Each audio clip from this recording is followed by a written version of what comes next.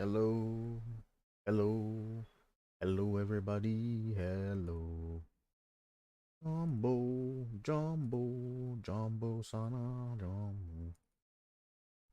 I don't know why I remember that song from elementary. Anyway, welcome to another Dead by Daylight review. If you can hear my fan, I'm sorry. It's hot as shit today, and I cannot do this without it. Generally, it'd be too hot or too cold, and I'd be shivering during them. Now it's too hot. Before we begin, I would like to say that I realized last time I did a review, I made a couple of mistakes. I'm not going to go back in and point them out or anything like that because they're pretty much negligible. There's just some terminology and things like that that I wasn't completely accurate on. But it's negligible. You know what I'm saying? So I'm just going to breeze on past that and we can start hopping into today. Uh, Fan chapter, Deathly Fear and Loathing. If it's worthwhile, I will look at it. If it is not, I won't.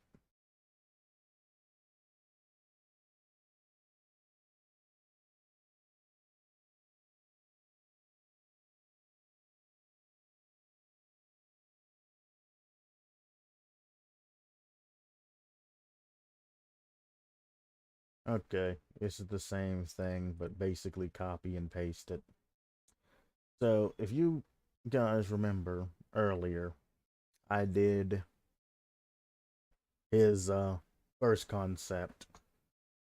He had the AoE attack that started at 8 meters and increased by 2 meters per second. This second one is essentially the same thing, copy pasted and changed up a little bit on another killer. So, no, I'm not going to go over it. Plus, I generally don't go over somebody who posts two concepts back to back anyway, because generally, they're not very well thought out or anything like that. And you can tell that the majority of that's copied and pasted from the previous one with a couple of tweaks here and there. Take your time. Take your time. Take a day at a time. Take a date. Take a time. Take a day at a time. Take a date. Take a time. Take a day at a time. You know. Take a day. Take your time. Take your time making these reviews. You ain't gotta keep knocking review or creations out left and right and left and right. Take your time. Put some love into it. Make your concept worthwhile, and then send it out. Because these half-assed or stolen or copied and pasted ones just ain't it, Chief. And I'm not saying the whole thing isn't copied and pasted word for word, but there are a lot of similarities in between the two. And it makes you go like, bro, why? You know? Um,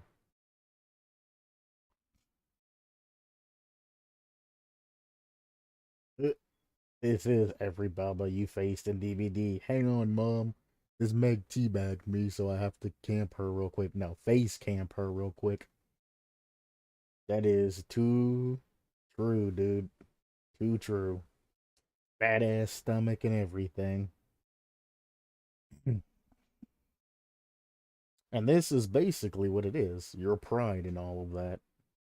Your mother, being, the better part of you, is like, hey, dear, I need you for something else. Your prideful side's like, nah, this bitch teabagged me. I gotta face camp her so I can get some sort of closure. My pride, I can't stand that. And that's generally what happens. The funny thing about it is, most gamers, at least hardcore gamers, talk a lot of shit, but not a goddamn one of them really can back it up. They have no type of martial arts classes, no type of fighting experience, no type of anything. In the game is their domain, and if they feel like they can get one over on you, they'll do it. They'll talk shit to you, they'll say they'll beat your ass, and all kinds of other type of dumb shit. If you met 90% of the ones that were talking shit to you face to face, like that dumbass kid earlier on my Rocket League stream, they would change their tune and they would be saying yes sir, no sir, and things like that. Even though they definitely would talk shit to you, say, no, I wouldn't. I'd beat your ass. I'd fight you. I'd do all of this other stuff. No, you ain't. You have no idea what I look like, what I do, or anything like that. You have no idea in what type of combat training, what type of mixed martial arts training, what type of anything. You don't even know what type of person I am. The only thing you know is I'm a voice behind a fucking screen. Now, if you watch my content and you've engaged with me, then you know a little bit more about me. But if you don't, then why are you saying you're going to beat somebody's ass who you don't know? You're going to end up walking in trying to act all. Actually, no, what's going to happen is you're going to show up with a bunch of your fucking friends nerded out, and you're going to fuck around and fuck with somebody who shows up with the crew, and you're going to be in some trouble. This is why little kids, like earlier, should just shut the hell up, eat their fucking chicken nuggets, and get the fuck off of games that they can't fucking control themselves on. Literally made so many accounts to come back and say things and kept trying to disprove me and everything else. I tell you the same thing I tell everybody else. There's nothing to disprove because there's nothing false. You can say and you can do a whole bunch of other things, but there's nothing false there. Everything that I say about that particular issue is 100% true. You can look up, you can say, you can poke at other things. And guess what? When you couldn't prove me false, you immediately started talking about, oh, well, at least your YouTube shit. Everything else is bad. All of this other shit. I'm like, I don't see you doing anything but running them chops, son. You know, if you want to run your chops, at least nut up or shut up. You know what I'm saying? In this case, it's a kid that just needed his mom to come in and slap him across his mouth a couple times and ground him from his game. So you're gonna keep disrespecting people. One time you're gonna disrespect somebody in real life, and they're gonna get back with you. I'm gonna say you might want to adjust that attitude. We have another concept by Pyman. Now I already went over this. I've already done it. The creep, camera stalker killer idea. That would be interesting. However, not.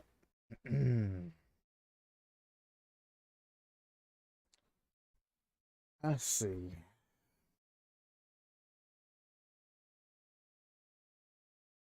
It's very hard to implement. I've tried a killer concept that had to do with cameras and things like that, and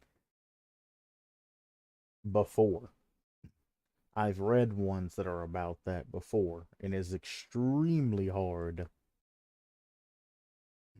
to get the effect that people are thinking of in their minds.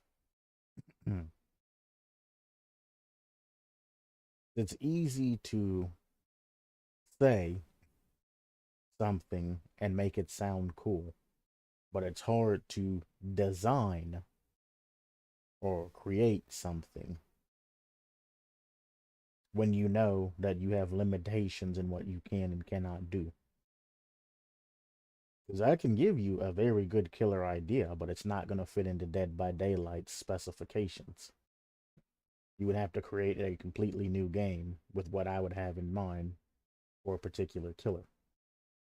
But when we think about creation reviews, going by Dead by Daylight standard, you know, you have to cut off the extra things like, you know, I like to use Freddy's example of where he can have his arms and coming out of walls and hitting people like that, and how when you're in Freddy's world, he can change things. He can teleport right beside you or right behind you. He can talk to you. He can attack you. He can do whatever he wants to do to you in that particular world.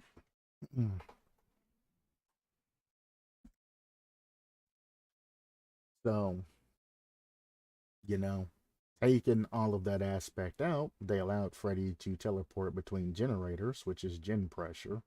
They gave you his nightmare world, however, they, kept it within the means of Dead by Daylight.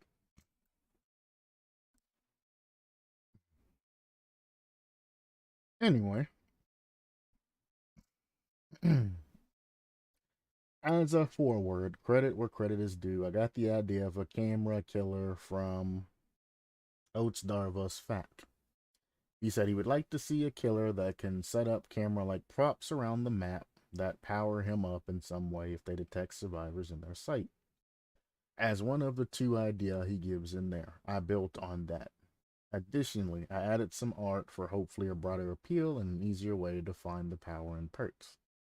It was all either reused assets or images I made using a mouse, so be forgiving. Well, if it's reused assets on there, they have it part of their terms and conditions, and they've been clapping people that anything reused or that is not yours, you must say where it came from, or you will be clapped. The creep, all of this, yeah.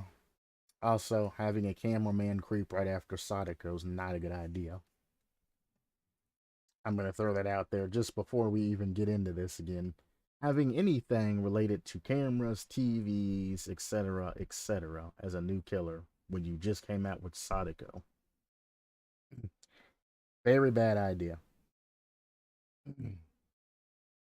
So, if they were to look into this, you would be looking at a couple of iterations of new killers before they come back to the specific camera perspective.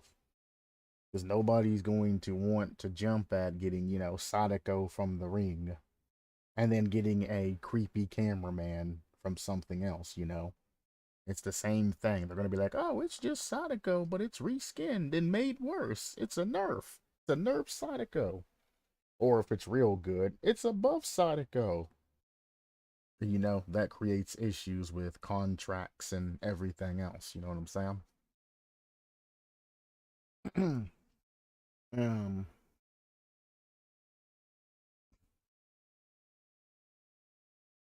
not very long. Again, if all of this is just lore, it's completely fine to leave it like this, but I mean, you would get more people interested if it didn't look like just a daunting wall of text. Use your indentions, your different paragraphs, things like that. It looks like you properly went out and punctuated everything and went back and did the spelling and all of that other stuff. But you want to keep things like this eye candy. You want to use the indentions to give people stopping points, essentially. If I read like the here to the end of these first four lines, and then, you get another paragraph that gives you a mental stopping point to where, it's not that big of a slog. Everything's broke down in portions. But when you have just one gigantic ass paragraph, you're reading and reading and reading and reading and reading and reading and reading and reading. If you have the temperance to read through all of that, you might get a good story. You might not. I don't know. Because I'm not going to read it. But you know what I'm saying? You want to keep everything eye candy looking. You said you added in pictures and everything else for a broader appeal. However, when you're listing things, you just leave it all in, like block style paragraph, just kind of boring, just shoved together in one just huge cesspool of words. Weapon, hammer, small hammer. Power, constant surveillance. You need some sort of something saying where you pulled this from, or Mandy Talks will clap you. You might get lucky. Maybe she's not looking at server anymore in this side, but you never know. Power, constant surveillance. Cameras litter the trial grounds, watching the survivors' every move. The feeds of which are transmitted to a creep somewhere else. The creep watches through the screen, studying his next victim, swelling with anticipation. I mean, you could technically say Ghostface does this type of shit, at least the newest. Well, I can't say newest anymore. Scream 4 Ghostface got the idea of taping their victims' deaths and all of that. So, kind of a Ghostface thing. Um, when I particularly picture this, I picture a place like Outlast, where survivors, or, well, I mean, a more open Outlast, obviously, not the exact, one for one, but like an Outlast type of environment where you have a whole bunch of, creepy things, happening in a particular area, things like that. You need to do generators, but it's a very, fear induced environment. And then you got the creepy cameraman. Outlast 1, by the way, not 2, the first Outlast. That's the type of environment that I mentally picture. All right. Um, why does everybody do this?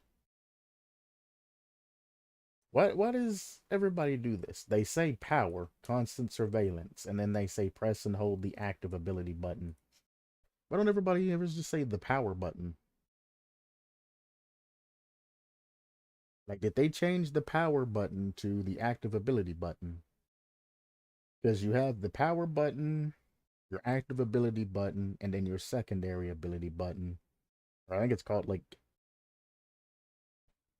no, the active ability button activates dead hard and things like that, and crouch. Well, different. For the killer, the active ability button activates like crouch for Ghostface. The secondary button, or the secondary power button, or secondary ability button, whatever you want to call it, is a completely separate button. Then you have power button. You have three buttons you can use: power button, your secondary ability button, and then your active ability button. You have three buttons to use. Saying power here and clearly stating that this is power, and then using the active ability button, which would be control on keyboard and mouse, I'm pretty sure. It would be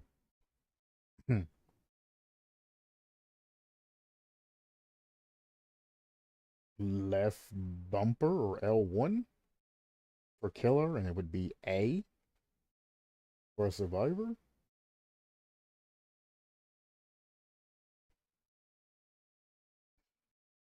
Somewhere along that, the lines of that. But anyway, what's been throwing me off here lately, and everybody's been doing it. Like I said, look at other people's things for references, but don't copy what they're putting down word for word. Actually look up the shit and make sure everything's correct. Because this is what you have when, this is how rumors and shit get twisted. Somebody says something wrong, and then everybody else looks at this particular thing as like a template because it looks good, but the incorrect state meant that they made ends up passing through. And this goes to the next one, and the next one, and the next one. Then when other people come in, they look at somebody else's, and everybody's just using the active ability button instead of using the power button. And the problem never gets solved. The people that are smart, that notice, or vigilant, that notice that, hey, this isn't correct, and they look it up and try to correct it, ends up getting outnumbered by the amount of people that don't exactly know what's going on because they didn't bother to check things up and, fix the issue. And that's how misconceptions and things like that are made, like the alpha male thing. is a primary example. The alpha male, beta male, all that other shit, but more importantly, the alpha concept is completely false by nature. I use it all the time just to kind of pick at people because people really get pissed off when you try to put them in their particular place and define them by something that they feel they are not, even though they are 110% that. People get mad. If you walk up to somebody who thinks they're a manly man or think that they're, doing things the correct way and they're sticking up for themselves and all this shit, and you call them a beta, even though it could be 100% true, by the definitions that are of today's society, call them a beta, they'll be like, I'm not a fucking beta, and they might even just disown you or have some sort of, outer issues with you. You could point out 100 different reasons why they're a beta.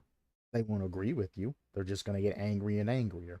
And the more you try to solidify that with them, the angry and angrier, and the more they're going to try to disown you. It's actually pretty interesting and terribly funny when it comes to things like that. It's something I shouldn't do because I know what causes it, because, well, I've been studying psychology for a long, long time now. But it's just something that you can easily pull somebody. That's why that guy coming in, the first thing he did when he couldn't pull any dirt on me and disprove me was say, well, your channel's doo doo. Or when I'm playing Rocket League, people are saying, oh, I bet you have 0 viewers because you're dog shit at the game. I'm like, you're picking at straws and you're trying to see what's going to make me tick. However, my channel's not made for views. Like the guy that tried to do that. My channel's not made for views. What you're saying is incorrect. Therefore, it doesn't affect me.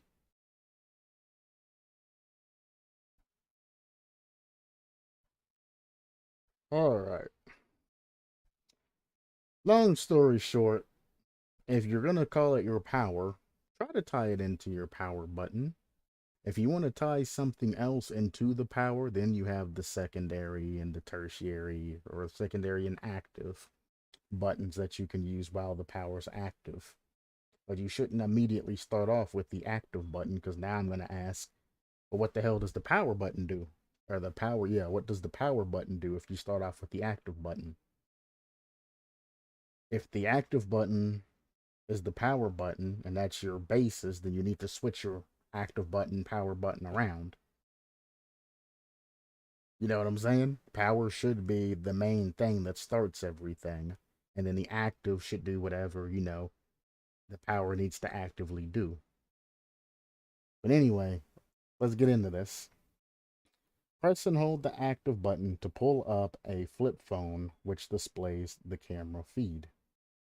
While the camera feed is displayed, the creep cannot use his basic attack. Okay, so am I to think that all of the cameras in the map are just already placed? They are just already placed in the map from the start. That's what this is believing me to think. You press the active ability button, which should be the power button, to pull up the flip phone. You can have it a toggle, press power button to pull up flip, press power button to let go, or you can make it to where you hold the power button to keep the flip up, and then you let go of the power button and then it goes away. Either way, that should be linked to the power button. Now, if you do have the ability to place cameras down, placing the camera down obviously should be the power button responsibility. After the cameras are placed down, then you can decide what you want to do. You can make placing the camera and pulling up the little screen the same button. You can use the different buttons you have. You can do anything with the control scheme. Because, I mean, just looking down in general and holding down the power button could place a camera. Looking straight or up or any of those different ways, above the halfway point, I guess would be the horizon, but the halfway point of your vision Could activate your flip camera or could place cameras, you know. Looking down could pull up the flip screen. Or looking down could place cameras, you know. Whichever way you want to do that. Or use the different buttons.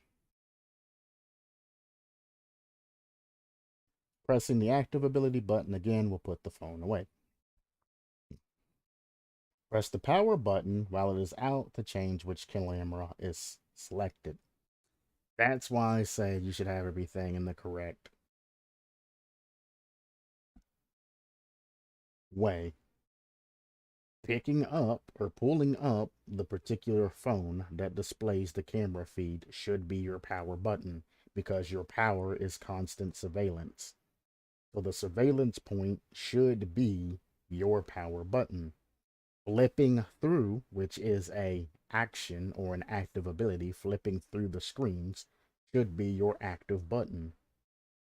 It is an active, an active ability button because it's literally an active ability. Put that on the active ability button, not the power button. That makes no sense.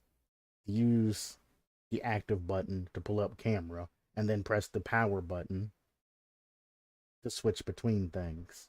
It makes no sense. Survivors within view of the active camera gain stock progress. Shouldn't make that automatic unless you have an add-on. You should make it like every other stocking mechanic where you have to be inside the particular camera and actively, looking at a survivor pressing the stock button.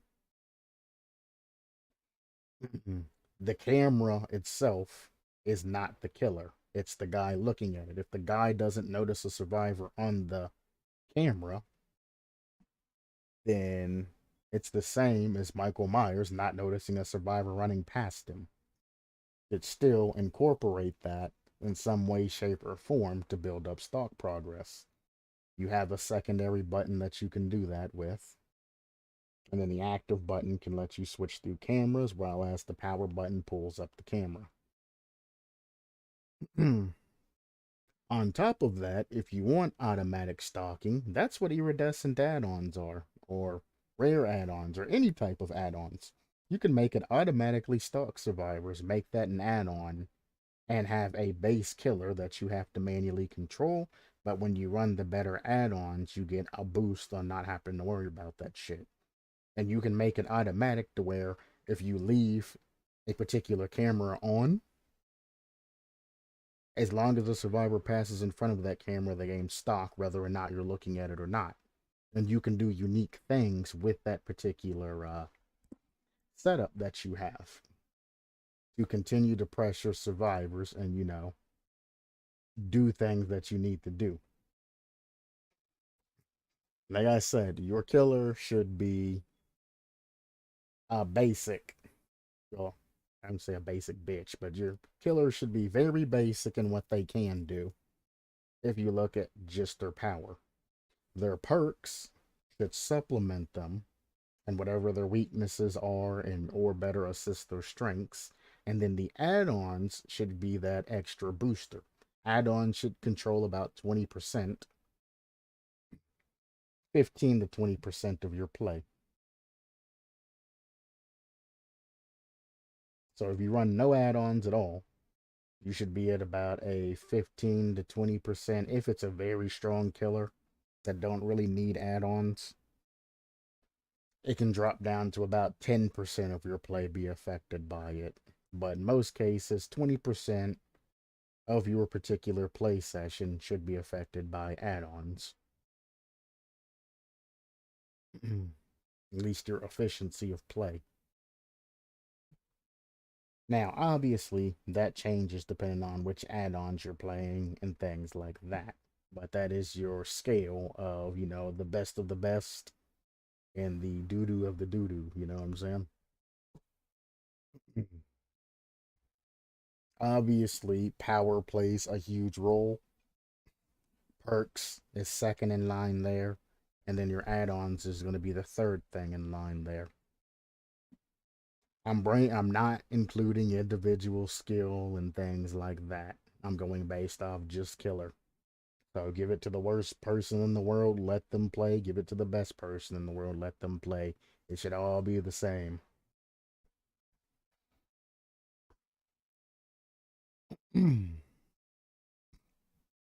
Completing stock progress on a survivor will cause them to become marked, making them oblivious for 45 seconds.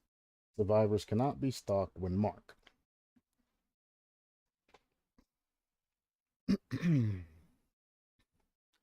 So staying there and not going any farther. This is the main thing, the crux of your particular killer's power.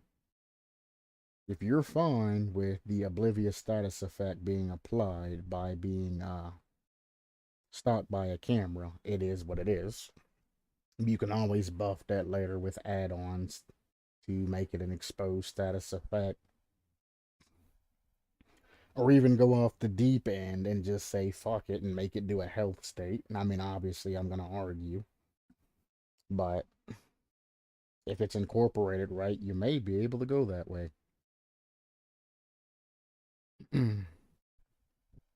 But base killer. This is my first time playing your killer. You know, this is public test beta. This is my first game. I'm going to have one perk available to me, and I'm going to have to deal with this particular power. Is this killer worth buying? This is going to be my first impression.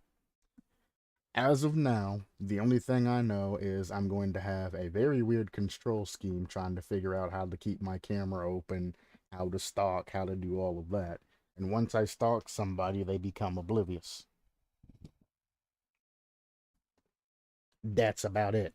Now, obviously, there's more, but that's what we're starting out at. First impressions. If your killer gets absolutely dog shit on through first impressions by everybody that plays them, especially Oats and everybody else, because it's too weak, it's not going to look too good. For example, Ghostface stock applies the exposed status effect to survivors, and they have to outlive that. Ghostface is literally within eyesight of the person that they are marking, which begins that whole desperation of chase. Your particular killer can be all the way on the other side of the map and get this particular start progress. And now you have 45 seconds to go all the way over to the other side of the map. So what we're going to be looking for is some sort of mobility to actually get to the person that you have marked. That's going to be the most important thing, and you're going to have some sort of way to increase this killer's power. Because like I said, if you're marking people on the other side of the map, it's kind of pointless. So what are you getting from these marks? What's building up? What's making you stronger? Where are we going from here? Things like that is what I'm going to be looking for here in the future.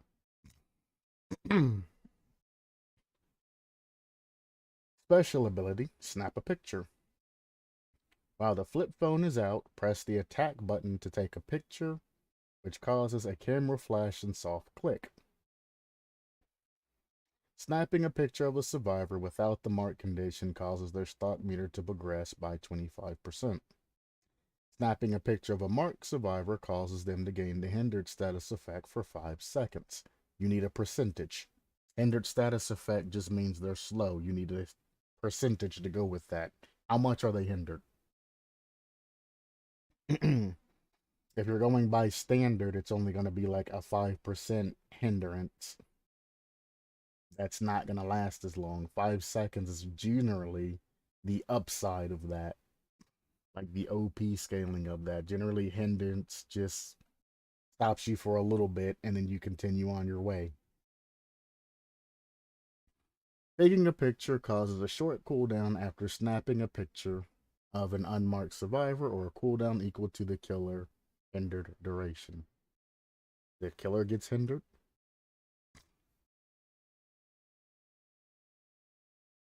Um,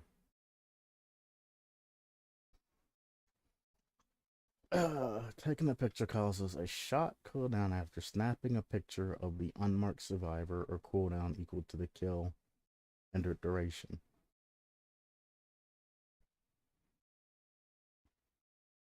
So 5 seconds, yes?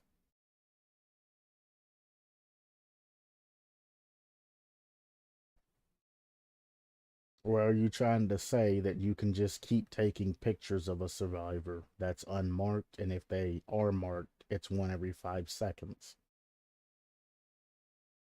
Is being able to hinder a survivor with non-stop hindrance is ridiculous.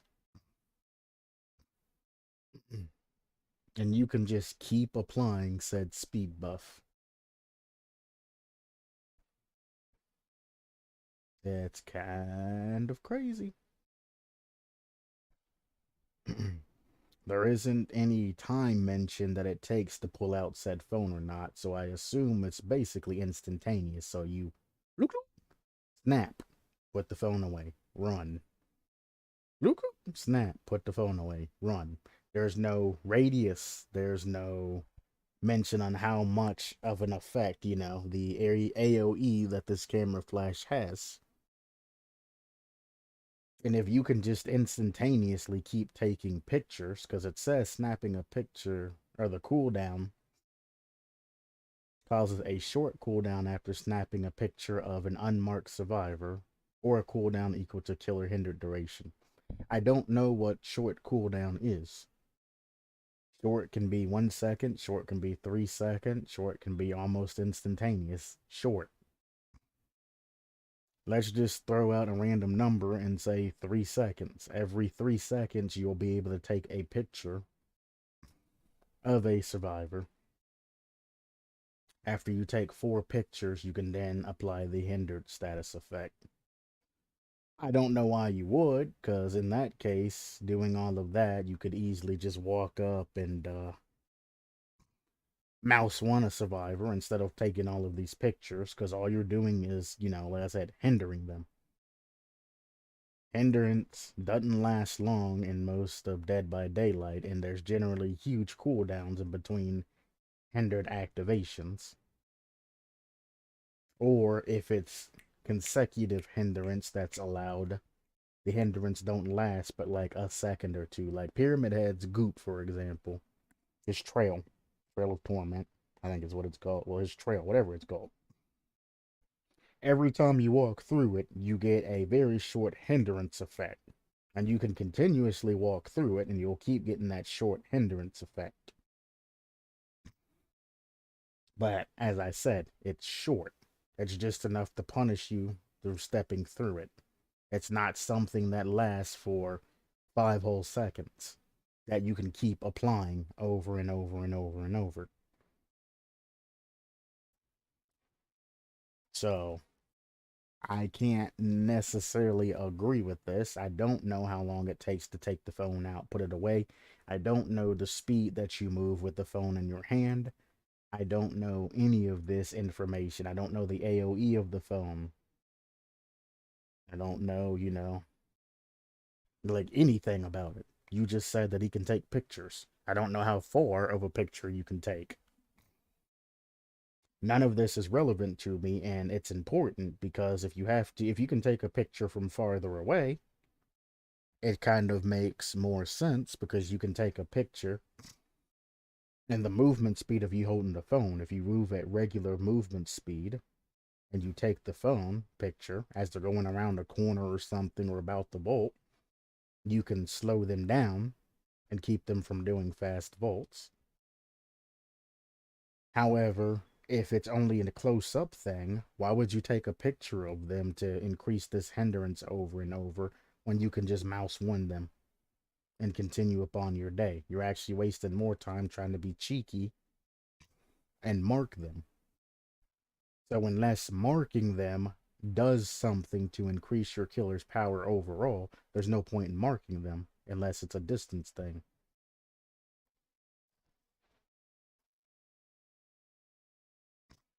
Somebody else would probably explain that better, but I'm starting to get kind of stopped up, and my voice is starting to hurt.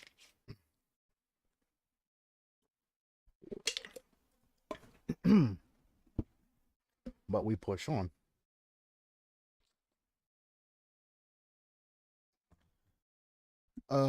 Special ability cameras. Special ability. Special ability. Why? Power. Secondary ability. Well, power. Active ability. Special ability. It keeps you from having to say the same thing every time. Some variants. Anyway, at special ability cameras. At the start of the trial, this is more like a passive ability, but they don't have the word passive in Dead by Daylight. They use special. At the start of the trial, well-mounted cameras are pre-placed around the map. So yes, that answers my question. They are already there. These cameras will periodically pan back and forth. Additionally, 3 camcorders will spawn around the map in an inactive state with an additional 2 starting carried by the creep. So you have both. Camcorders can be collected with the interaction button or reset with the power button when near them.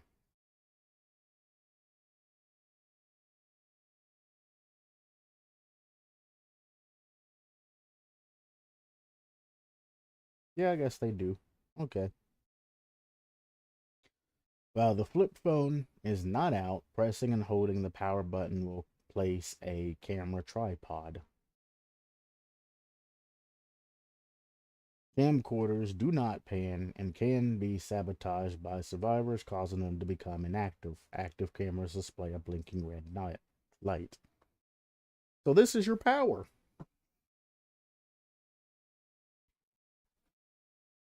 This is your power. Cameras. This is your power. This is what you get through the power. So this is just a state that you can achieve through using your power. Or this is your secondary ability. This is not a special ability. These cameras are your power, just like the trapper's traps. That is your power, the cameras. This is kind of what you should have had for your power. The power just tells you what the power does.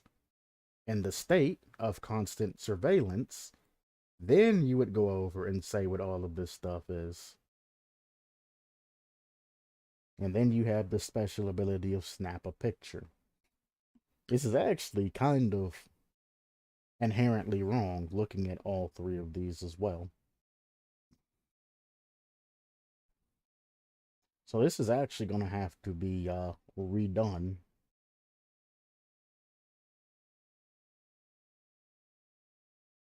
Well, I don't know. We might be able to fix this. It's fixable. You don't have to redo it. You can just change a couple of things around here or there. um. Hmm.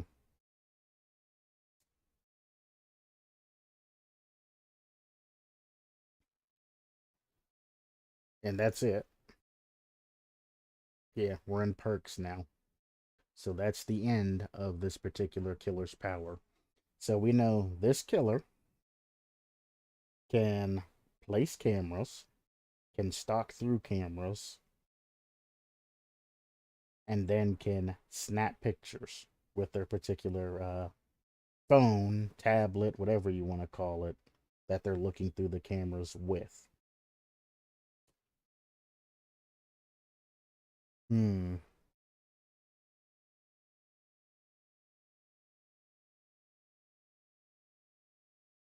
Let me just say what I see as an initial problem starting out.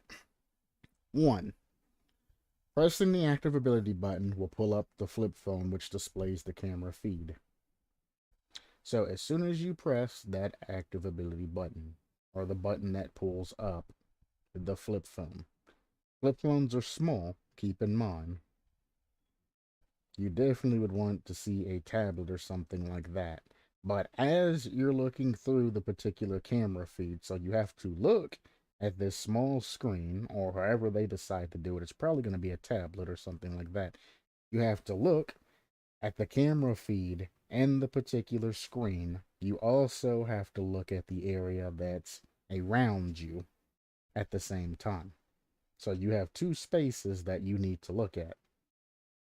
If whatever screen it is too big, it cuts off your sight lines from everything else, which would be the inherent, one of the many inherent weaknesses of this killer.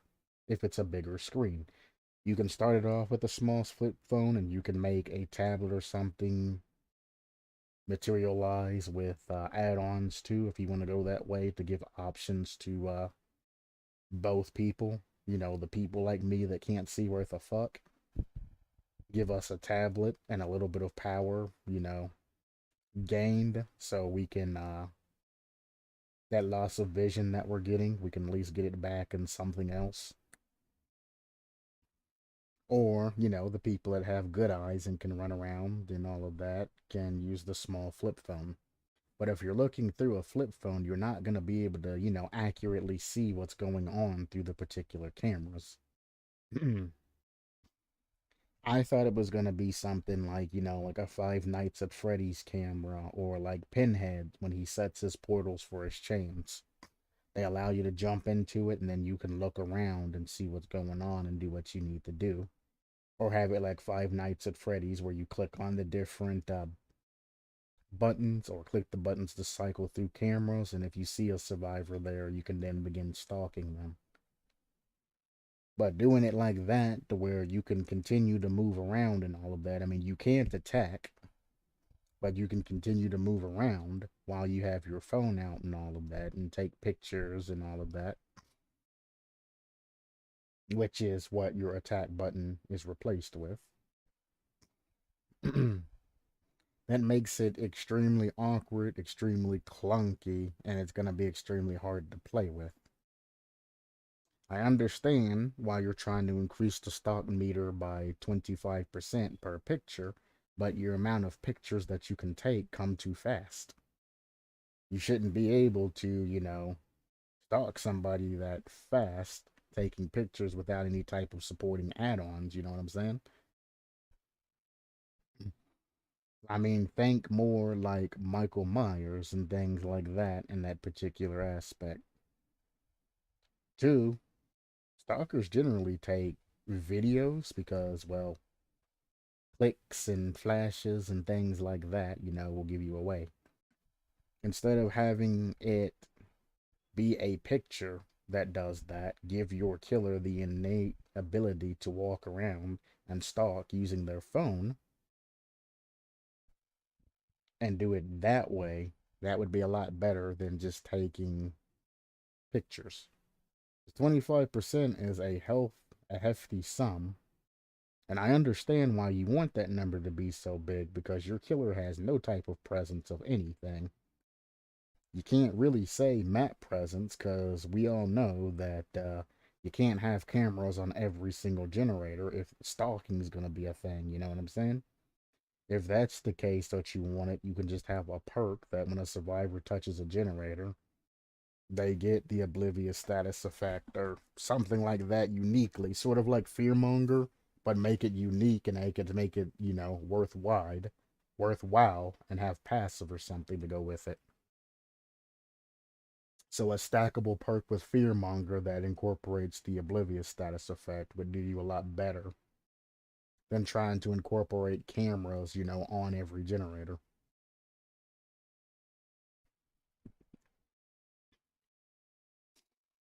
Two, how many extra cameras versus how many maps and things like that there are? Because you have to keep in mind, if you get Midwich as a map, It might be the greatest day of your life because Medwich is small, passages and things like that, and you can have cameras and corridors to keep sight on everybody. Or it could be a complete nightmare because you're limited to the cameras that are placed on the map, which you never say how many, which is why I'm asking. You know, if it's like four additional cameras that are spawned in the map on Midwich, if they're not in the corridors, you're kind of fucked. I mean, yeah, you can guard particular rooms, but that's not enough for Midwich. But if they all spawn in the hallways and things like that, or in specific rooms where you can get pressure, then that's a different story. So it can be a nightmare, or it could be or it could be a curse, or it could be a blessing, depending on how well everything's implemented. That is not a behavior thing. You are supposed to be the person that sets those. This is your creation. I need more detail to see whether or not it's going to be worthwhile using this system that you have with cameras placed randomly on the map and then allowing three cameras to spawn and two cameras to be carried by the creep. I mean, I know why you did that. Because if the cameras don't spawn in a good area, or you obviously can't have every camera pointing at a generator, you want the ability to set up cameras around the generators or on the generators to get survivors as they're doing gens. But that also is going to give your killer a setup time. So your killer is going to have a very slow beginning game if you do elect to try to go out and get that setup. And a survivor being marked by your camera as it sets, the only thing they get is the oblivious status effect.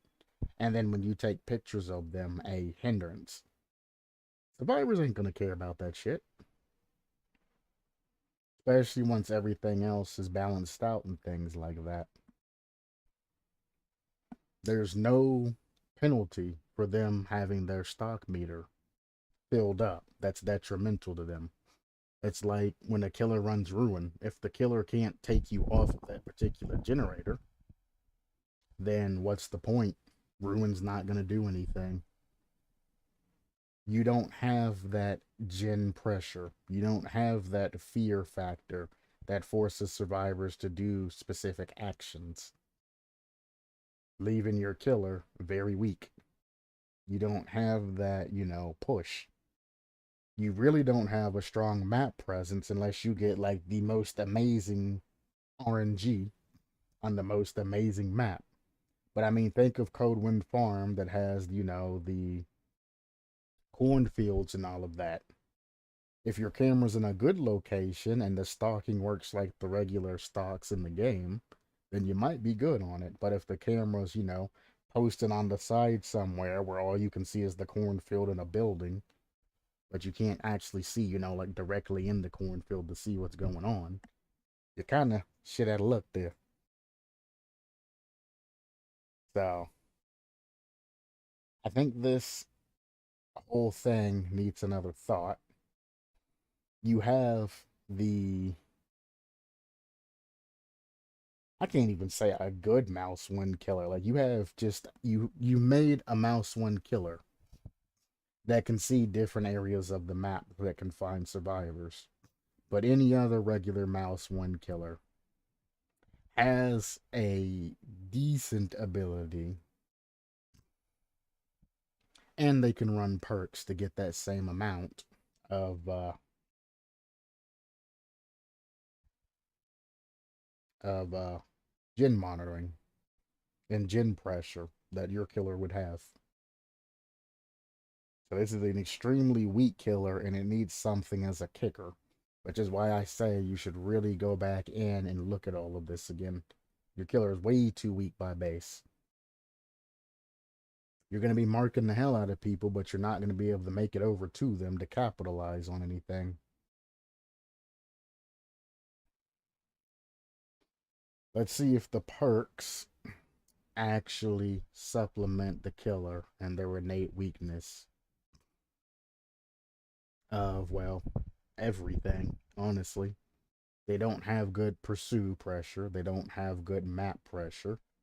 They don't have good gen pressure. They don't have anything that a core killer would need. Not one of the main things that you're looking for in a killer.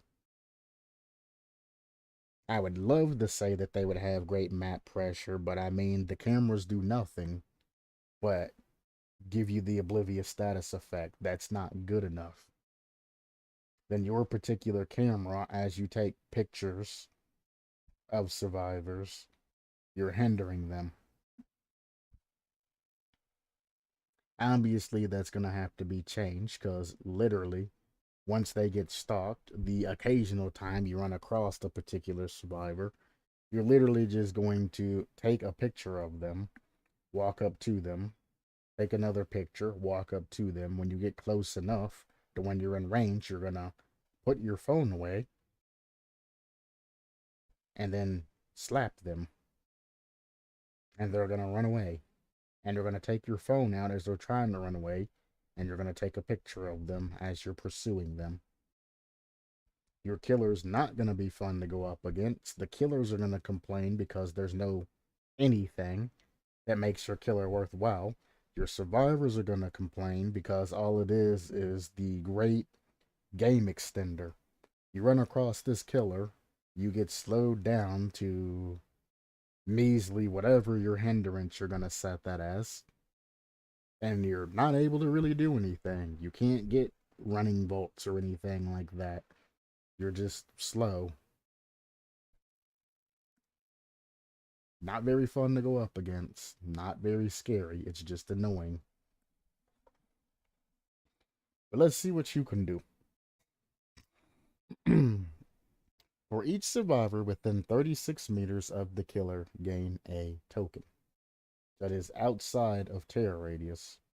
Unless your killer has a higher terror radius. I don't know. You never gave me that information.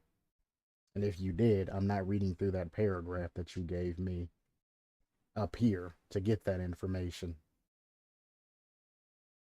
if it's included there. So, any survivor, or for each survivor within 36 meters of the killer, gain a token. Again, I'm going to stop you there. That's bad.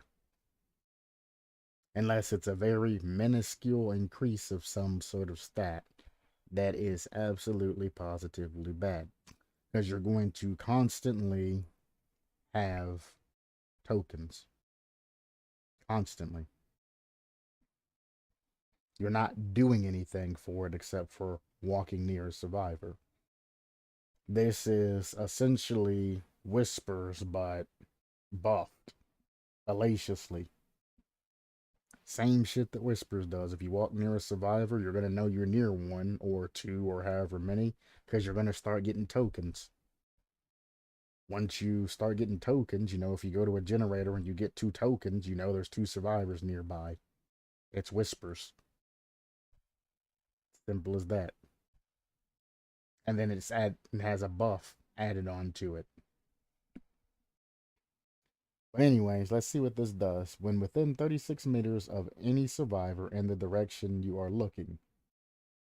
Probably should have added that at the top and not just for each survivor within 36 meters. However, you've just changed that from being a whispers to a what is it called? Something game? The token finding perk? No, it's like the other one, Dark Sense. Dark Sense is the other one. You literally, this is Dark Sense for the killer. If you're looking 36 meters in a particular direction and you pop a token, you know that, hey, there's a survivor there. From there, you just go about searching. This is extremely powerful when it comes to the end when you're playing the old, which exit gate are they going to? You literally just look one way within 36 meters of one exit gate and you do a swipe like a searchlight and you just keep spinning circles essentially until you get that token. Once you get the token, you now know where that survivor is. And that's that. But anyway, let's see what this part does. I haven't even got into it. I've already disproved it and all of that and trying to throw it away. But let's see what it actually does. Any survivor within 36 meters of the direction you are looking has their speed while repairing, sabotaging, healing, unhooking, vaulting, cleansing, opening, exudate, and unlocking slowed by 3% for each token.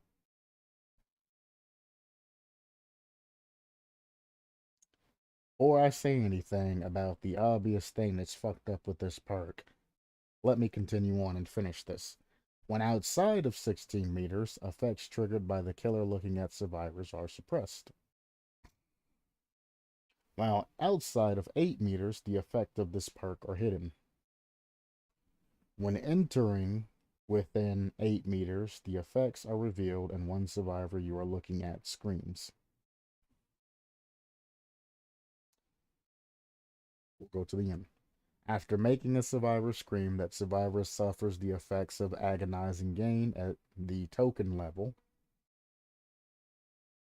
it was at when they scream for 15 seconds. Agonizing gaze has a cooldown of 60 seconds.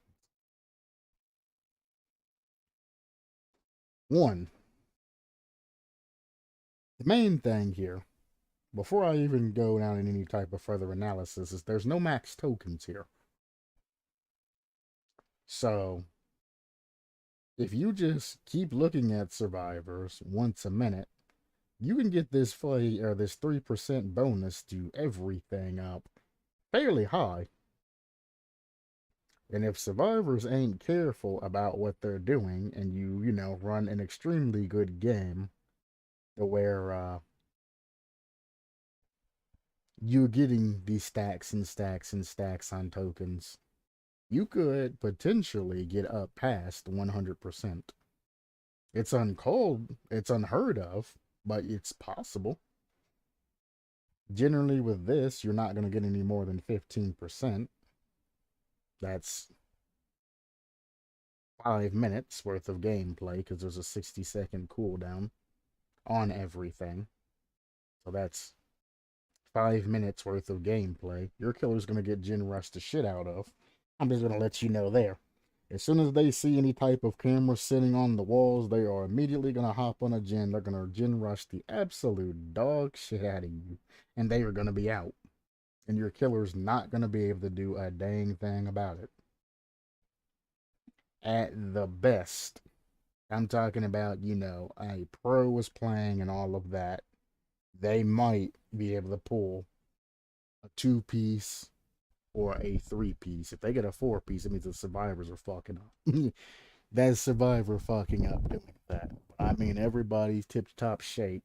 I don't see them getting more than 2 survivors, and that's if, you know, they're running, you know, meta perks, you know, no ad crap like that, so they can get the add-ons or the downs and everything. Starstruck, you know, no ad, you know, really big, you know, scumbag perks to pull that shit off.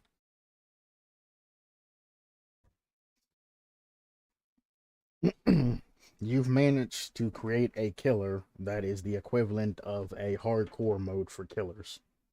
You are able to see where survivors are and apply the oblivious, and that's about it. Yeah, the photos are nice and all of that if they have range to them. If they don't have a range to them, why would I take a photo instead of just clapping cheeks? Is where I always end up at. I also found a case of water that's been sitting there for like 6 or 7 months now. I might drink that shit anyway, just because I'm curious. Stomach's already messed up from the other day, so, you know, might as well. But, token limit. You need to add a token limit.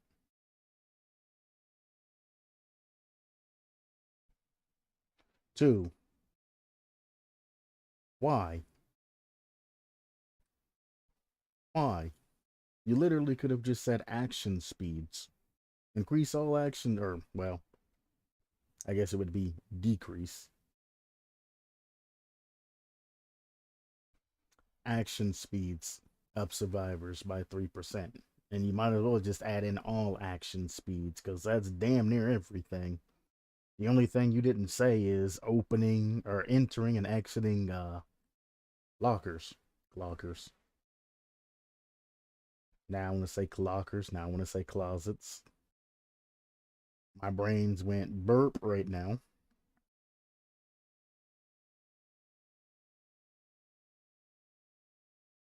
Closet, locker, same thing. I forgot what they're called. My brain just derped on me.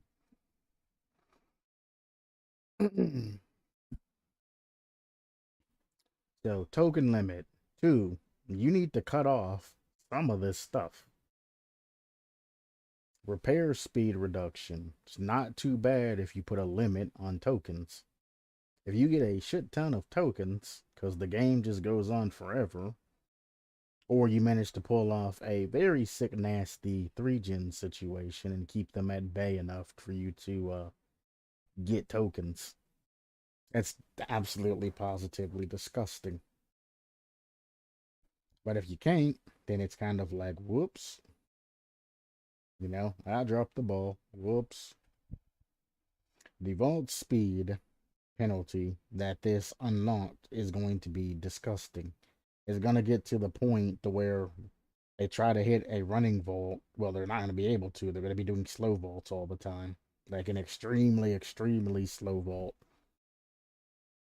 And that's going to be grabs. So, I mean, with this particular perk, this makes you, if you can manage to stall the game out long enough, this will make you the strongest in-game killer in Dead by Daylight. But you're going to have to go through a bunch of hoops to secure this.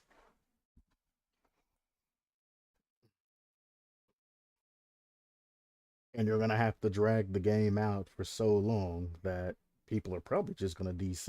You're going to be tired of that shit. Like, no, I won't do this. You're going to DC victories. You don't want to DC victories. DCing victories is bad.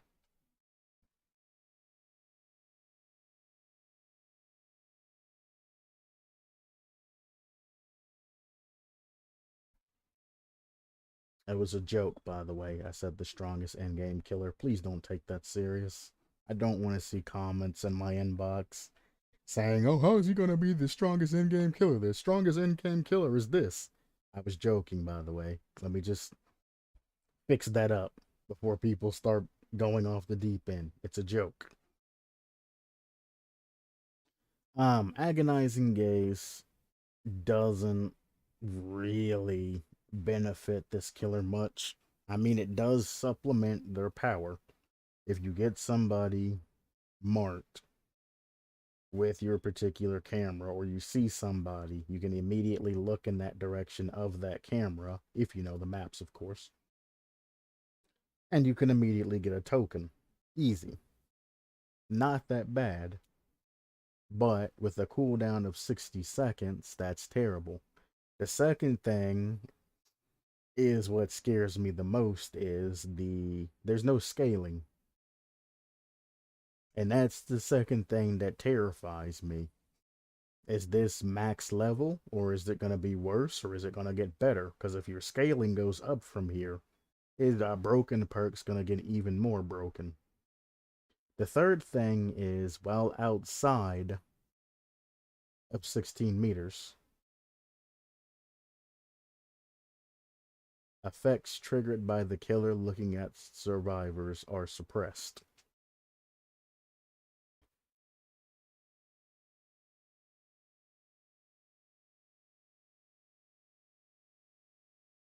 I don't understand that. Still thinking about it, I still don't understand that.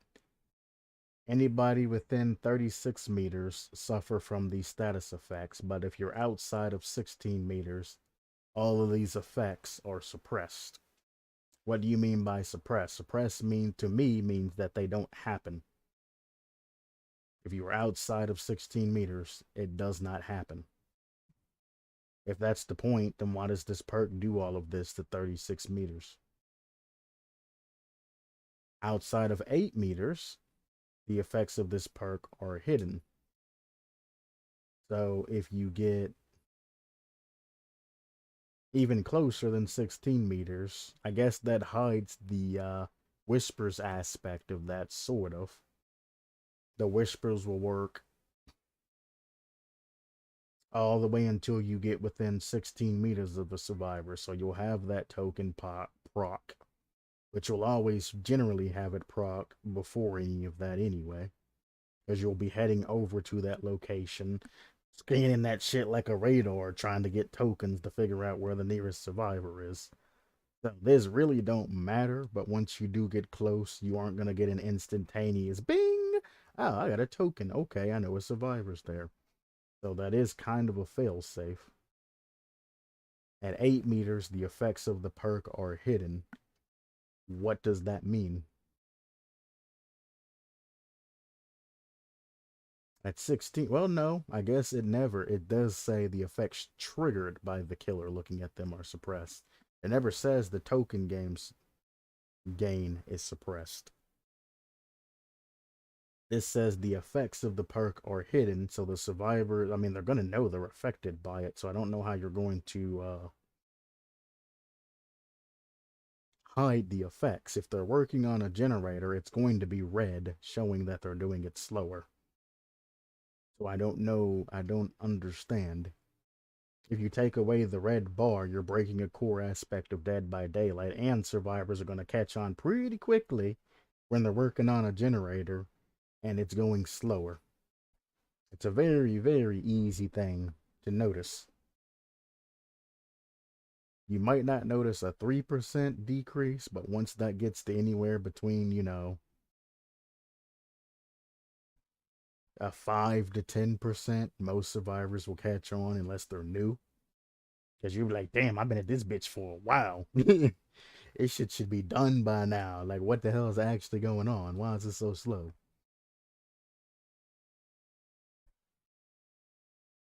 Um, this also protects the killer too, as you're looking at a survivor and getting close to them and getting those tokens and all of that.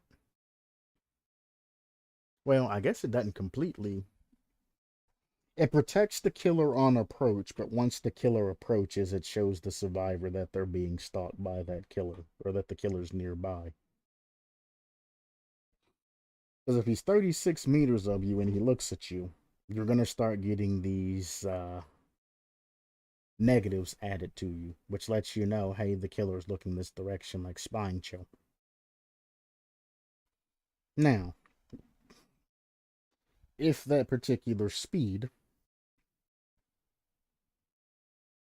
slows down, or goes away, I should say, because it's suppressed, then you know that the killer is approaching you and is within 16 meters. This is all determined upon if you're marked or not, because if you aren't marked, it's tear radius. If you are marked, this is what you're going to go by to know that this killer's approaching. Then once you get within the 8 meters and all of that, the effects of the perk are hidden. So everything's just going to go back to nothing. But I mean, it's already being suppressed at 16 meters. So what's the point of suppressing it at 16 meters and then hiding it at 8 meters? Because it's already being suppressed at 16 meters. You're doing the same thing again. You're suppressing it and then you're hiding it. You know what I'm saying? Also, you have this scaling system that scales down from 6 to 36 to 16 to 8, and each one counteracts the other one, which don't make sense on an already inherent, weak survivor having an inherently weak perk. 16 meters, all of these effects happen. Or 36 meters, all of these effects happens and you get tokens. 16 meters,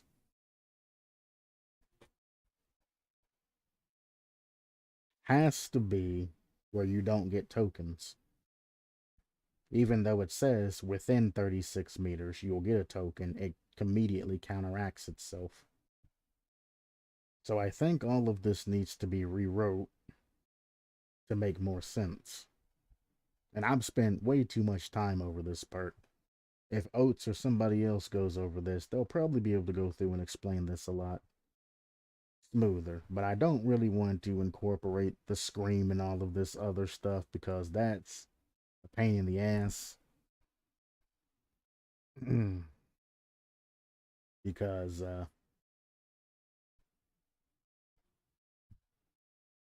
when entering 8 meters, the effects are revealed, and one survivor you're looking at screams. Then they get affected with all of the tokens and everything else that's happening for 15 seconds. And it's just a whole fucking jalopy. It's a jalopy sandwich. It's just a whole bunch of stuff going here. This needs to be redone. It's too much. I could sit here and pull this apart all day and keep getting layers and layers and layers and layers off. This is like a 1 million rubber band bowl. I don't want to untangle all of the rubber bands. So my bottom line is first it needs scaling because well it has to be able to level up. And for the love of God, this is way too long of a cooldown. Especially when you limit the amount of tokens going on it. And make it something to where you get tokens. Just looking at a survivor isn't good enough. It's not. Whispers covers the majority of all of that. Bitter murmur, things like that. Barbecue and chili and all of that work very well. If you want to keep everything the way it is, then you're going to have to redo the majority of this. I'm starting to get a headache just thinking about the things you can do to try and fix that. I'm going to leave this to you. But how it is, it's broken.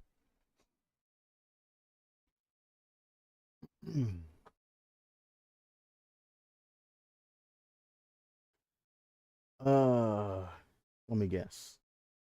Interesting. Scorch hook. Mounting anticipation. Good luck getting a scorch hook activation, buddy.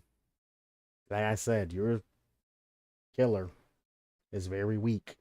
He doesn't have any pressure on any of the fronts that he needs. It's unfortunate, but that's just how it is.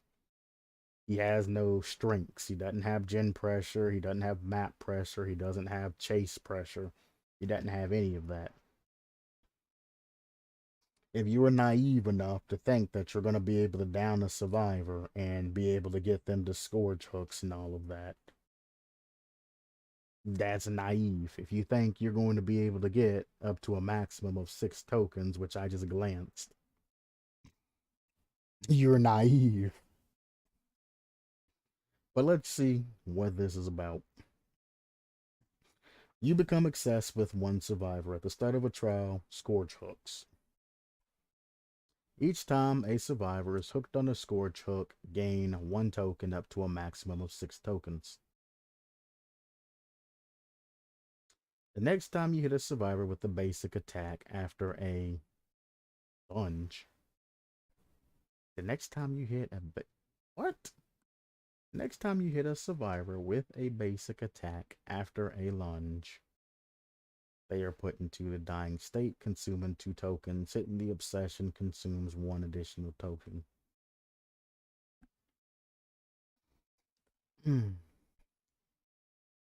So what you're telling me is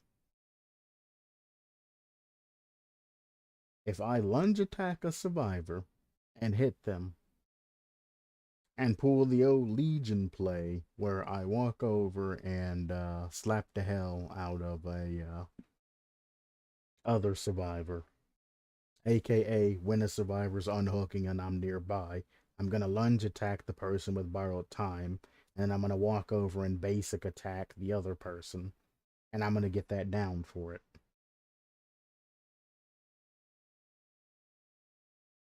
This is an amazing perk to be ran on every killer except for this killer. This means diddly shit squat to this particular killer. This is amazing for Legion. This is amazing for, well, I can't really say Bubba. Well, no, this would be amazing for Bubba. because it would enable you to get that one hit down without having to rely on your chainsaw, so you could have an ace up your sleeve, or if a survivor's trying to make you use your chainsaw thing or your chainsaw, you can cancel your chainsaw, mouse one them with a basic attack when they try to get cheeky, and then clap them cheeks. Unfortunately, this is pretty much useless for your particular killer, though. What I would suggest, instead of getting every other killer in this goddamn game the most amazing perk in the world, not really, but it is a particularly strong perk that you get off of just hooks. You should incorporate this into your main killer. Make this unique to your particular killer. This would give him at least a decent power boost. Like I said, you ain't going to you ain't gonna get much, and you're gonna have to change the hindrance and everything else. But like I said, you don't have any type of map pressure. You don't have any type of chase pressure or anything like that. However, if you incorporate this, this gives you at least an ace up your sleeve and gives you a little bit of chase pressure. Because once you hook two survivors, you can immediate. Well, what? Let's rewind this. Why make this a two token consume with a maximum of 6 tokens and make two hooks? Why do it like that? Why not divide that and make it consume 1 token? And if you hit your obsession, you consume 2 tokens. Make the maximum of 3 tokens. Because the way this is wrote, it's going to stack. So if you lunge attack, if you get the maximum of tokens, and you only use lunge attacks anytime that you use a basic attack after that, it's going to be pre-primed and it's going to fire every time. And I'm reading this literally. I mean, obviously, behavior will make it the where, you can only prime 1 token at a time. But as this is wrote, that's how it's intended to be used.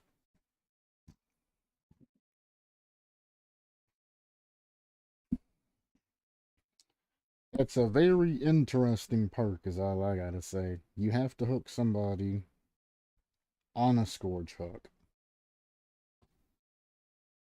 to get all of these. Um, One thing I do recommend on having this perk and not letting it scale out of control for regular killers, if you do elect to keep it the same, is give it a limit to how many times you can use it in a trial, like coup de grace, for example. Give it a hard limit that it can use, like decisive, for example. You shouldn't be able to use this particular, one hit down, more than a couple of times a trial. It's too OP. You're looking at the ability to essentially tunnel out a survivor with that, which I mean, your killer does need a lot of work. So, I mean, I could see something like this to give you a head start and the beginning of the game when you do find survivors and you're happen to, manually go and get them and things like that. But every killer in the game does not need this. And then tech savvy. Every generator you kick becomes marked. While carrying a survivor, marked generators trigger rapid, difficult skill checks.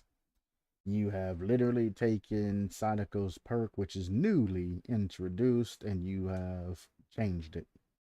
No, come back later. Back when Sadako isn't as popular. Come back later when all the contract payments and everything that they have is pushed out. 2, every generator you kick becomes marked. Every,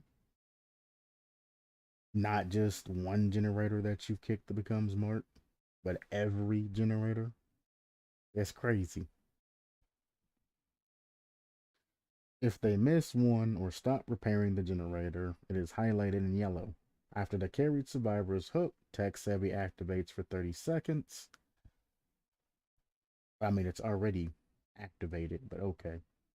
Causing all generators on marked gens to be slowed by 50%. Dropping a survivor stops the skill check but does not trigger Tech Savvy.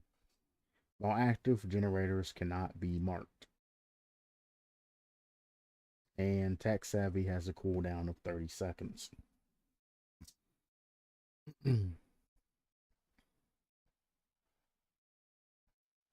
Every generator becomes marked.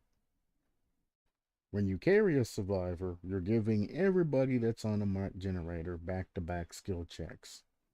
When you hook a specific survivor, all the progress on all marked generators are slowed by 50%. So if you run, let's say, the golden opportunity, you're running ruin or pop or something, and well, it would have to be ruin because you would need it before you actually activate Tech Savvy. So let's say you are running ruin. Somebody just barely touched the generator enough for you. Just barely touched it. You walk over, you kick said generator. You chase that person, you knock them down. Anybody else working on that generator after you pick them up are going to get back-to-back skill checks. Then after you hook said survivor, that generator is going to take 120 seconds minus whatever progress they already have. Or 50% longer, I guess is what I could have said and covered all of that. Longer than it generally would.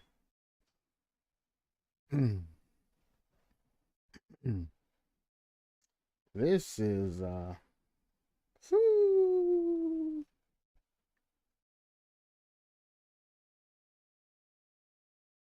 but good news is it only lasts for 30 seconds. But that 30 seconds that you put in, you're only going to get 15 seconds worth of gin time there. So is it worth working on the gin for the 15 seconds, or is it worth going to another generator or doing something else? Like I said, these perks, I could see the arguability of them if it's not your particular killer. Your particular killer doesn't have the luxury of moving around the map to a whole bunch of different generators. You're only going to be able to go to the generator where a survivor is, and once you find that survivor, you're going to be trying desperately to down them, and once you down them, you might as well just fucking base camp them, because it's going to be hard as shit for you to continue on with no maneuverability and no type of pressure in any other places. I mean, even Ghostface has the ability to erase his presence whenever he wants to other people, so he can get grabs off of generators. He can also mark and expose to get instantaneous downs on unaware survivors. And he's one of those mouse one killers. Trapper has the ability to put down immobilizing traps that deal a health state worth of damage. And I mean, your killer does no damage except for when you hit them. That is so bad. You don't have any type of speed or anything, so anybody running your killer is going to have to give up a perk slot to run speed perks. You're going to need a perk like NOAD, which I mean, if you get a good camera spawn, you can see at least what exit gate they're running towards. That might help you. So you're going to have to run something like NOAD or something that'll help you out. Also, for the additional speed, you're going to have to run another speed perk. You might want to run like coup de grace or something to just, make things faster down. Like, I don't know what kind of build you're going to come up to have to play with this killer efficiently. I understand that this is an Oates idea. You're a big fan of Oates. You respect him enough to try to make his particular concept a thing, but it's going to be extremely hard to take somebody else's creation and bring it to light exactly how they intend. Like if Oates was writing this, he's played the game for a long amount of time. He knows what he's talking about. He knows the balances and things like that that come with Dead by Daylight because he experiences them all the time. He'll know what he's talking about. He'll know how to balance things. And now you're here. You've only made 3 posts, this one included, and you're here trying to spread the word. What this generally is just kind of one huge advertisement for not Oates. Go watch his YouTube and Twitch streams. Here's something attached to that. And I laughed about people doing this in the past because it's kind of shameful. I mean, it's not shameful for Oates. I don't have anything against him. He's not the one here posting saying essentially, hey, come watch my stuff. And even though they're not specifically saying that he's a YouTuber or anything like that, it's kind of hey, you're putting his name out there. And then you're making a not very well thought out because it's somebody else's idea concept to put his name out there. So whether you're doing it consciously, subconsciously, or you're not aware of it, you're just advertising for his channel.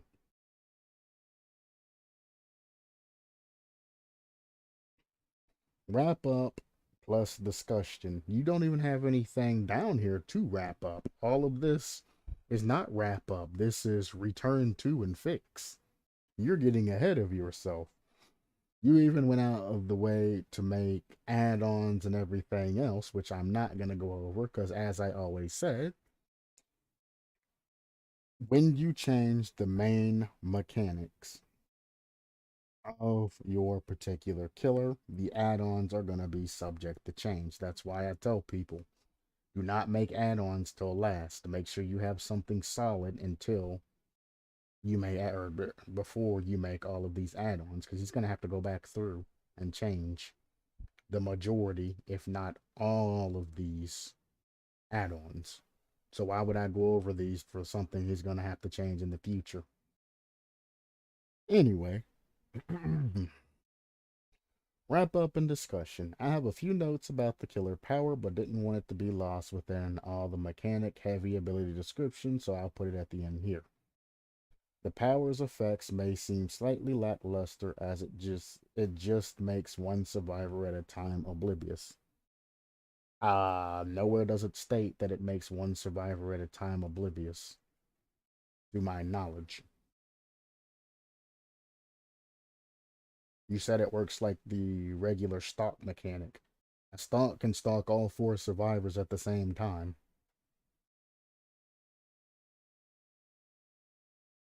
So I'm going to assume, because I don't want to reread through all of that again, I'm going to assume that if you take a picture of more than one survivor, everybody that's in that picture's range gets hit with that.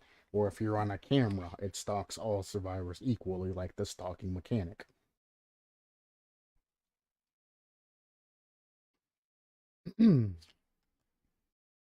But I was trying to avoid making just another one shot down killer, although that seems tempting. I felt something different could work just as well.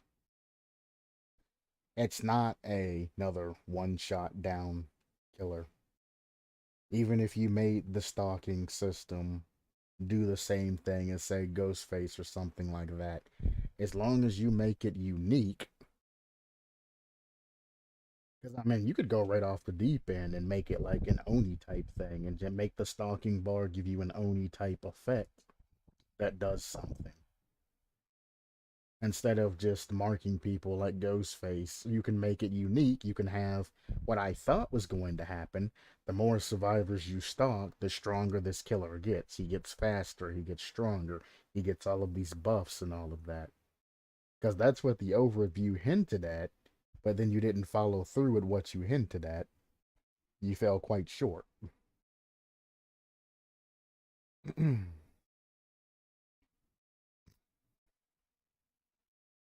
And then you saying that you didn't want to make another one shot down killer and all of that means you are taking the concept that Oates had and you are changing it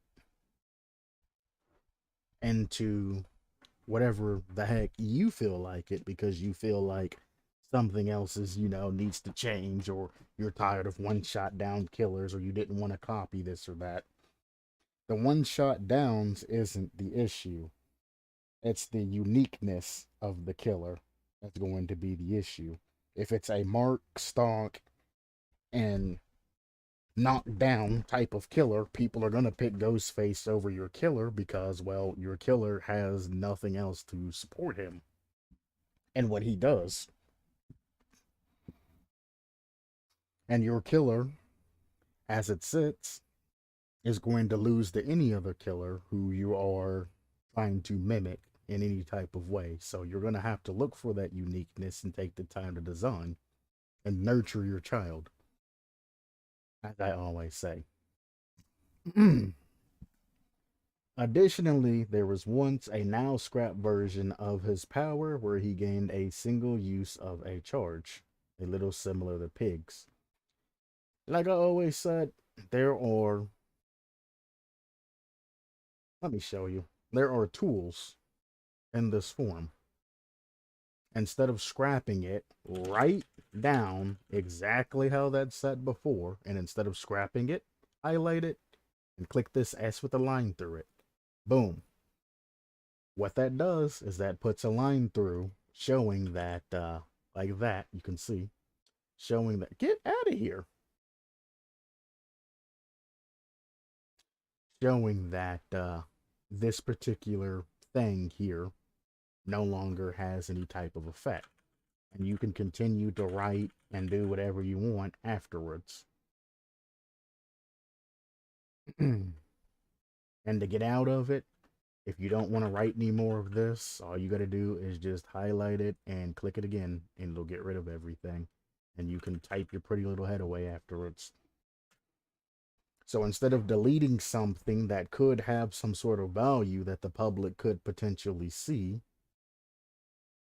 and scrapping it, do that and just have the lines right through everything that you changed. Because if you write something that's scrap and somebody else suggests something that came from that scrap concept, you have sufficiently lost or wasted time for the person that is giving you an idea that was already mentioned or used in the past. And for you, you've already used this, you noticed that it didn't work, and then you changed it. You're wasting everybody's time there.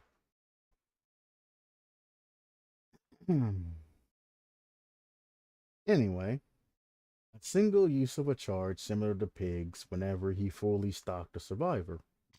Although I enjoy the limited resource feel, I opted to replace that with the snap a picture mechanic, which wasn't even fully thought out. You replaced it, but you didn't actually, design the snap a picture mechanic.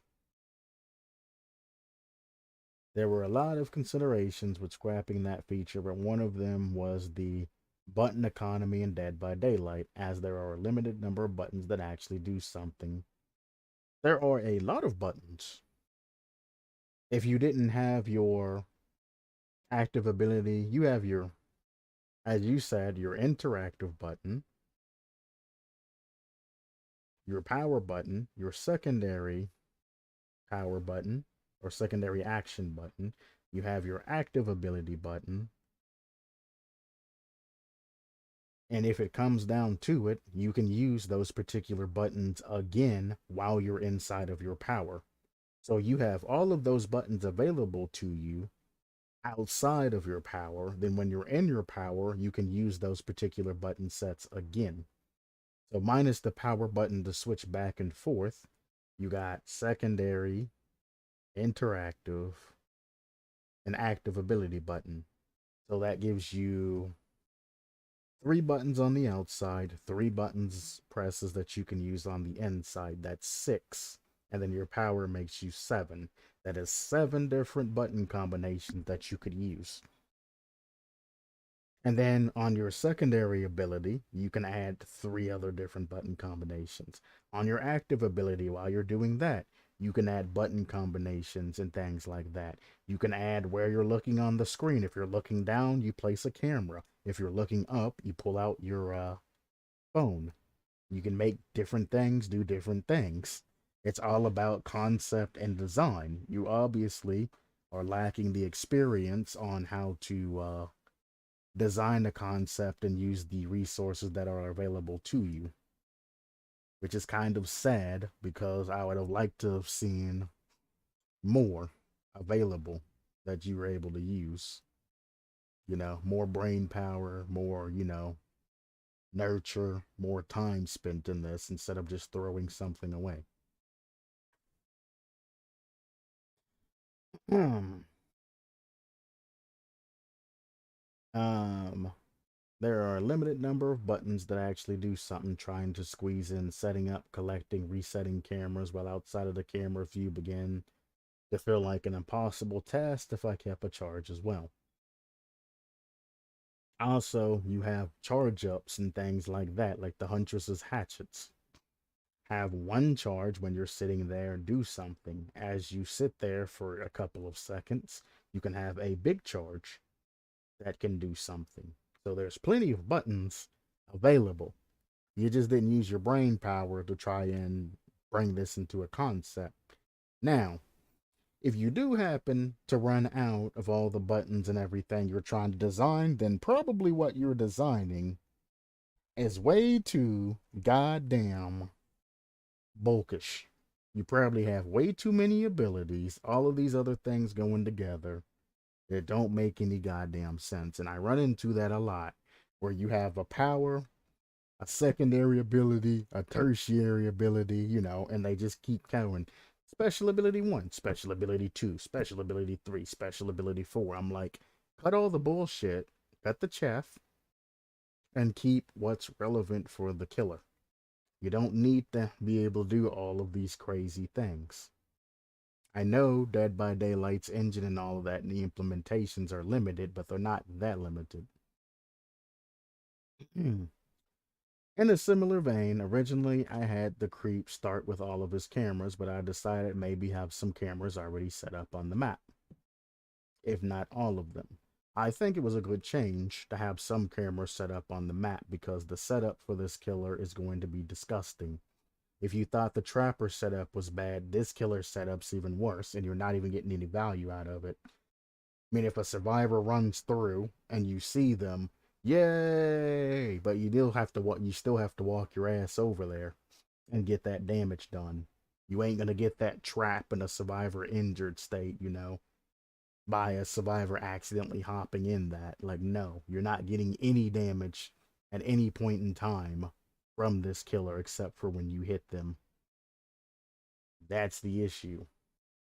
No damage. There's no push. There's no pressure for survivors. They're gonna see that it's your killer looking at a camera on the wall or something, or any type of, context clues, and they're gonna gen rush the shit out of you and leave, and they're gonna go, ha, that was easy, and go to the next game. It's gonna happen. Only the best of the best players that can actually run a potentially only mouse one killer are going to be able to produce any type of good results. The main population, unfortunately, can't really do that. So you're going to have a lot of hate on this particular killer.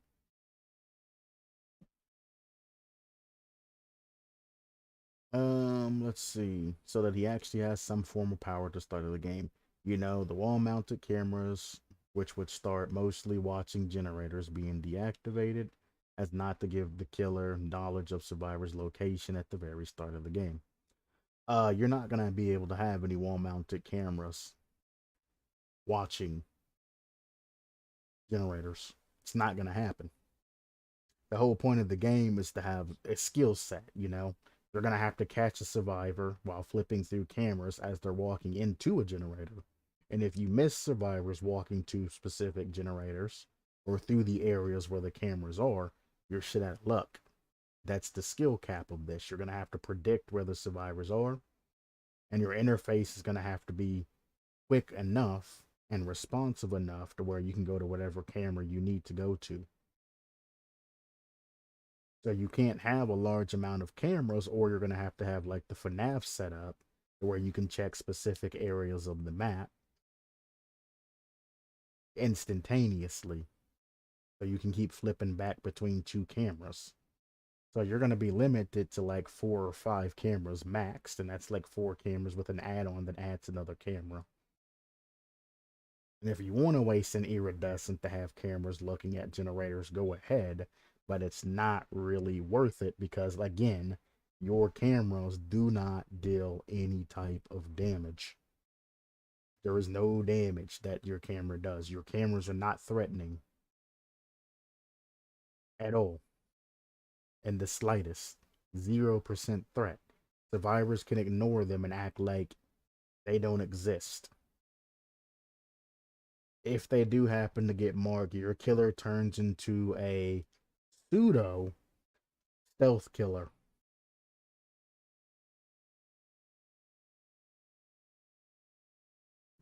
That's it. And when you're using the cameras, the lights on the little cameras are going to light up. So a survivor's going to know, you know, hey, there's a camera watching me. Or if they get the oblivious status effect applied to them, they're going to know when it happens. So they're just going to stand up and walk away if they're a scaredy cat survivor, or they're going to continue to work on the generator till you get there, run the absolute dog shit out of you until you either down them or you eventually give up, and then they're going to go about their business.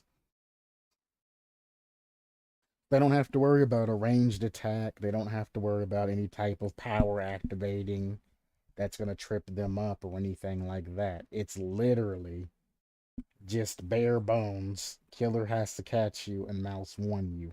The only tool you have to your disposal that the game will provide you is bloodlust.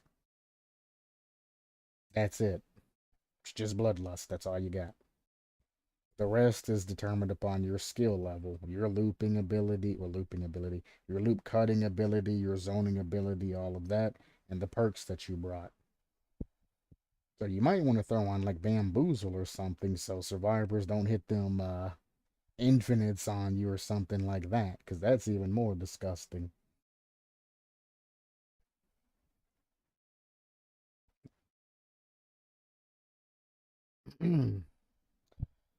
Let's see.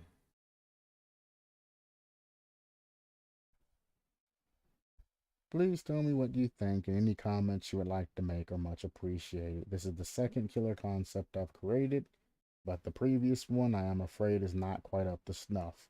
Unfortunately, friend, this one isn't either. As much as I would love to applaud you and say that this is a good idea, this is somebody else's idea that you picked up and didn't really show its true colors. So I'm sorry. Sorry, friend. But thank you for taking your time and reading my killer concept. Now, Oates would probably appreciate it that somebody tried to, breathe life into his idea or something like that. Which I mean, me and Oates have both brushed the same thing naturally about the camera killer and everything like that. I had a concept called Game Master. I didn't put a lot of time into it or anything like that. I just kind of threw out an idea. And if it caught any type of traction, then I was going to go back in and start creating a concept. Because I don't like wasting my time. I don't like doing all of this work that this person came into just to, fail out and end up not really making any type of waves. You know what I'm saying? If I say, hey, camera stalker, and then I post, sort of what I'm looking about in this power, sort of what I'm looking about what he can do, and people are like, hell yeah, dude, that sounds cool. Okay. Then I'll go back in and start adding, an actual concept on top of that. But I mean, until then, I'm not going to, go about that and, push this heartfelt concept out that I think is amazing and then go back and look and people just be like, man, that's not that great. And this concept can be salvaged, it can be saved, but like the main glaring issue is you need some sort of pressure to put on those survivors, and you don't have it. The oblivious status effect is not enough pressure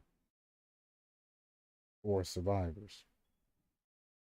And the way you seem to be picturing it is you're going to have cameras pointed at every generator that are just deactivated for a little bit and then come online. I'd assume, I don't know, like 20% gen completion. I'll give you an idea there. The camera's going to magically turn on and enable you to see where the survivors are working at. Because, I mean, I guess that would give you gen pressure. It's not fair to the survivors, going and doing a gen, getting interrupted like that, a guaranteed interrupt and a guaranteed marking and things like that.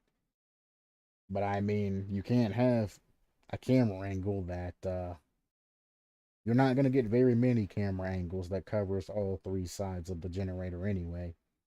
So any survivor that sees the camera, unless the camera's like literally faced at the long point of the generator where you can see all three sides, I doubt most generators are going to have all sides covered. And if the survivor just goes to the opposite side that the camera's not on, the camera's not going to be able to stalk them anyway. So there are a lot of potential issues that you're going to have to consider and fix and do all kinds of other things with to try and get this situation settled. It's going to take you a long time to do that too, because again, it's not your original idea. You don't have this idea in your head that comes with originality. You don't have the vision. This is Oat's vision. This is your remake of Oat's vision that you edited to make it more towards your vision as well.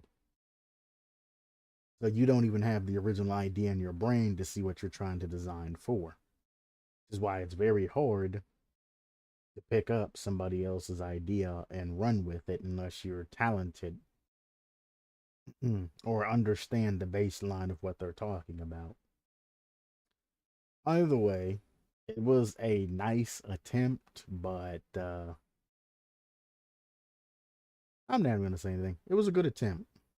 I respect the attempt, and I bet Oates would expect or would respect you, trying to make Brave light into what he's thinking. You might only get, a slight comment of him saying, hey, that's cool or hey, that's neat, but, that's acknowledgement that a lot of people, are looking for. Some people run off that shit. It's like a drug to them. You show them appreciation and acknowledgement. You don't even have to pay them. They just want to get, a thank you and I appreciate you, and their heart just melts. And that's more than any type of monetary, payment or anything like that. But I wish you all the luck, friend. I hope you come back to this particular post and you do a little bit more with it before you run off and show Oates it. So, some things can be fixed up and you can show it, in its best form. But if you don't, it is what it is. We are almost at 2 hours here. Generally, I would title this video, the creep and all of that, but I'm going to leave that for Oates to find and for that guy to show to Oates. So, thank anybody stopping by or anybody that looks at this particular review set that I did today. I appreciate you. And as always, supplement your lifestyle, and I see you next time.